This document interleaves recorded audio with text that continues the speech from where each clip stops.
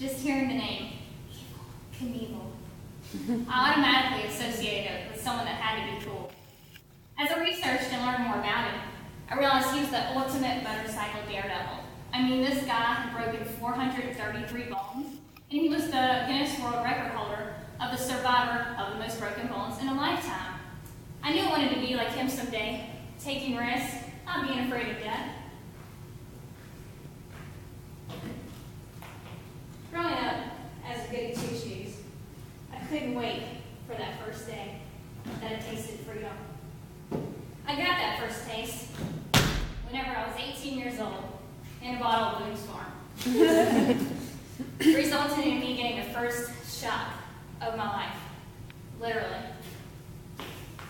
As my friend was bringing my drunk self home, she decided she wanted to dispose of the evidence. I said, "Oh, well, just pull in the McDonald's parking lot. There's a dumpster in the back. I'll throw it away for you." Okay. So we get there. I can hardly stand up, let alone walk to the feet. But somehow I make it over there, throw the bottle away. And as I turn around and head back to her car, I stumble. And in an effort to catch myself, my hand falls underneath this box full of wires, strategically placed there. I'm just getting electrocuted. I can't get my hand out. I'm like, am I going to die here? I mean, nobody knows I need help. My friend is around the corner. I don't know. So I'm just sitting here for what seems like 5 minutes, getting electrocuted.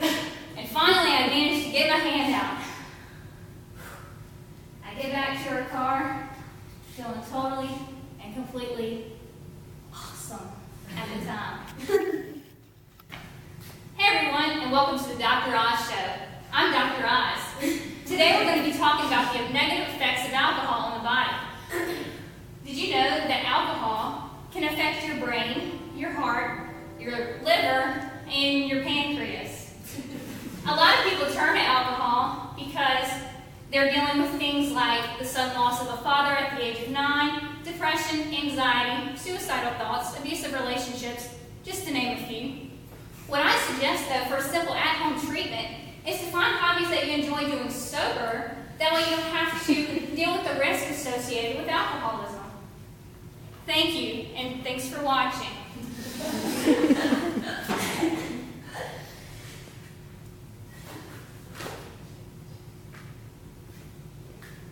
At the age of 20, I was introduced to the sport of motocross for the very first time. Instantly, I was hooked. That very first day that I rode for 4 hours straight. And I was like, you know what? I really can be like Evel Knievel someday. I mean, now I'm into dirt bikes, like he's into motorcycles. Hitting little baby jumps, thinking I'm all bad and cool. Like, this is awesome. I'll be just like him one day.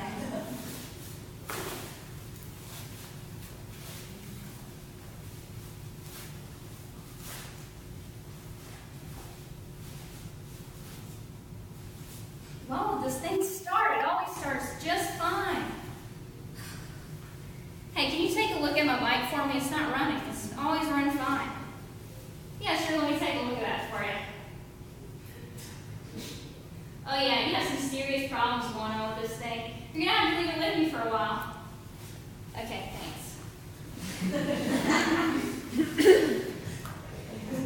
I was in a coma for 29 days when I tried to jump the fountains of Caesar's Palace in Las Vegas.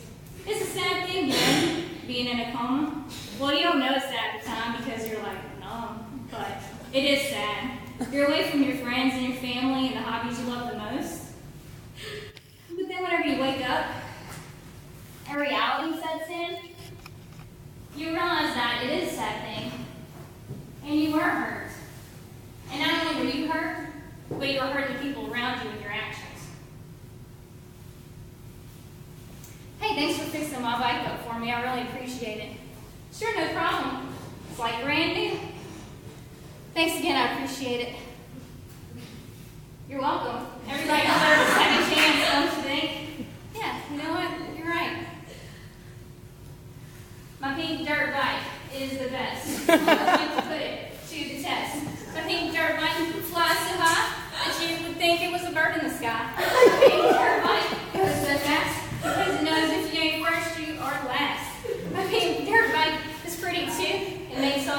stop and say, whoop, whoop. Like Evel Knievel, I'd always lived kind of a reckless lifestyle in the later part of my life, spending a lot of nights drunk, not remembering anything, in toxic friendships and relationships. And I thought about those Christians and I thought, man, they are boring. They just follow a long list of rules. I mean, who really wants to do that? I was having a good time not really remembering a lot of my life. At least I think I was having fun. I really don't remember. The bike, the paint had been touched up. It looked really pretty. The tires, they were brand new. Made it ride a lot smoother, a lot safer, and a lot more comfortable. I should have got tires a long time ago. And then whenever I started it up, it was awesome. I knew there had been a change on the inside. The outside really wouldn't have mattered if the inside didn't match.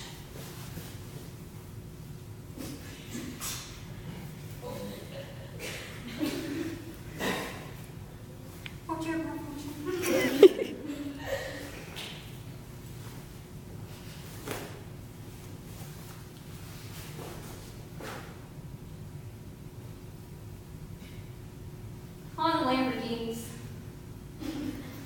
All the Lamborghinis and Ferraris, the jet planes. I had two. One time, I flew one next to the other just so I could see my name on the side. My dad said, "Are you going to press that high up?" I said, "I don't know. That's a good question." He said I should do that with my trucks instead. I said, "Yeah, I'll think about that." Nonetheless, the relationships, the cars, the money, none of it mattered. None of it meant anything whenever I realized what I gained in knowing what a Christian was all about and what knowing Christ was really like. 911, yes, it's my friend, Evel Knievel. I'm sure you know him. He's dealing with pulmonary fibrosis. He can't breathe. Please send help quick.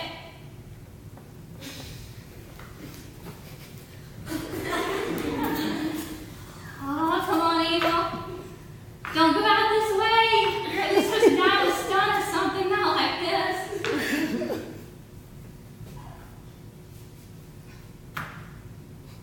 Now I lay me down to sleep. I pray the Lord my soul to keep. And if I die before I wake, I pray the Lord my soul to take. Whenever you're ready for me, God, I can say,